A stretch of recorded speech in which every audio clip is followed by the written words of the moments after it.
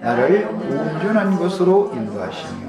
이제 이렇게 지난 시간에 이 단락 말씀을 마무리를 못했기 때문에 간략하게 요약하고 넘어가겠습니다. 앞에서 주는 곤고한 백성을 구원하시고 교만한 자를 낱낱이다 살펴서 낮추신다 이렇게 표현을 했고, 다른 데서는 교만한 자는 물리치신다 이렇게 표현이 됐습니다. 그런데 여호와여 주는 나의 등불이시니, 이제 여기서 나의 등불이라고 말할 때 곤고한 상태에 있는 사람인 다윗은 구원자가 곧 등불이시다라는 표현으로 지금 표현했다라는 걸 알 수가 있습니다. 사람이 곤고한 가운데 있을 때에는 구원자는 빛이 되어져서 임한다라는 뜻이죠. 이것은 사람이 그 혼탁하고 혼미한 그 생각, 마음속에 있는 마음에 가득한 어둠을 물리쳐주는 것이 곧 구원이다라는 것을 지금 노래 말씀을 하고 있습니다. 그 다음에 내가 주를 의뢰하고 그랬는데 구원자이신 주님을 의뢰하는 거예요. 어떻게 구원을 하신다고요? 흑암을 밝힘으로 구원을 하시는 그 하나님, 마음속에 있는 모든 어둠의 권세를 물리쳐 주시는 하나님, 그 구원하시는 하나님입니다. 근데 뭘 하느냐? 내가 주를 의뢰하고 적군에 달리며 내 하나님을 의지하고 성벽을 뛰어넘나이다 그랬는데, 이것은 그때 당시 현상적으로는 적의 성벽을 뛰어넘는 것은 시온 산성을 정복한 것을 염두에 두고는 말이지만 이건 상징입니다.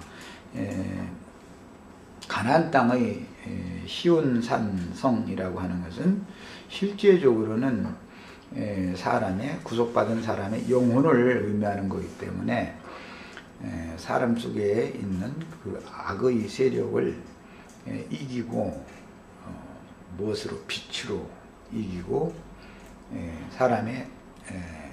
사람과 하나님 사이를 차단하고 있는 담이라고 했는데, 여기는 이제 성벽이라고 번역을 했고, 시편 동일한 이 말씀인 18편에서는 담이라고 번역을 했습니다.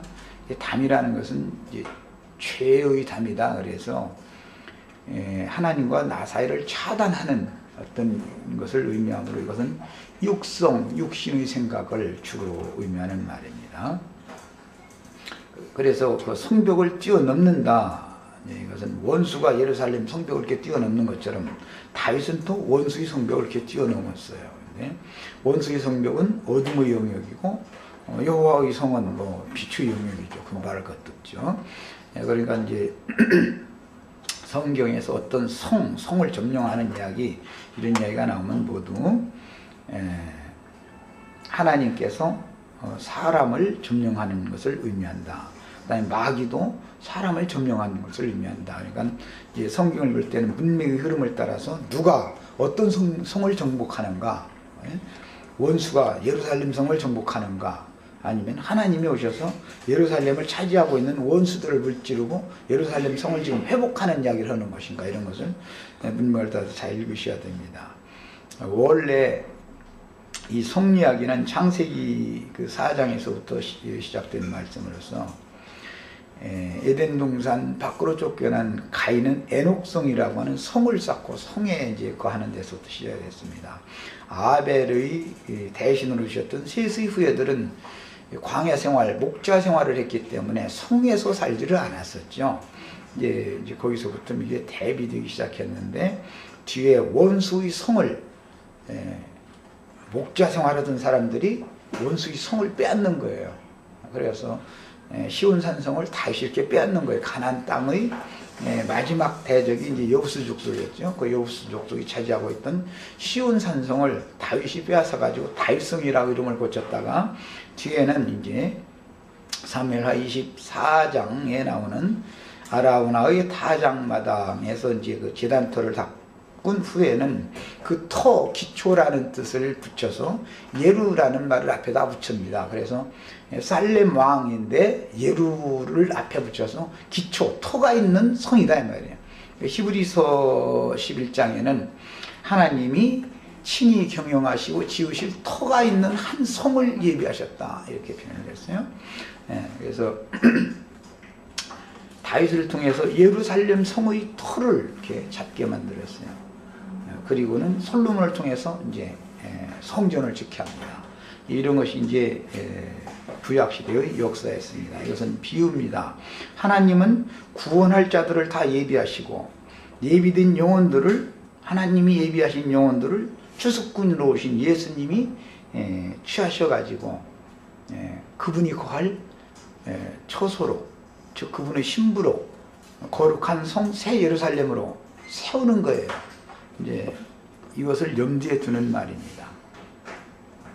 그러니까 무슨 일반적으로 세상 나라에서 어떤 성벽을 이렇게 차지하고 넘고 그러는 것은 상징이다. 이것은 모두 원수가 자기의 진을 구축하고 있는 것을 다윗에게 전쟁하는 이제 신이 임해서 이기는 신을 다윗에게 불어넣어 가지고 다윗을 하여금 원수들이 미리 선점하고 있던 그 성을 넘어서 정복하게 해서 그것을 하나님의 도성으로 삼는 이야기를 하는 거예요.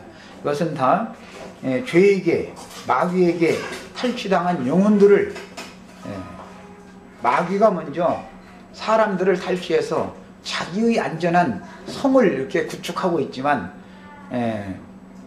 하나님의 말씀 복음을 맡은 예수님이 말씀 정밀한 하나님의 말씀을 가지고 와서 말씀을 증거하심으로 인해서 사람들에게 빛을 투과시켜서 원수의 성에서 다 탈출해내게 만들고 그 다음에 원수의 성을 정복하고 그 성을 하나님의 성으로 바꾸는 거예요. 이것이 이제 구원사입니다. 그러니까 오늘 이제 우리가 시작하고 있는 이 내가 주를 의뢰하고 적군에 달리며 내 하나님을 의지하고 성벽을 뛰어넘나이다 이런 말씀 한 구절만 다 깨달아도 성경 전권을 이렇게 이해할 수가 있는 이야기죠.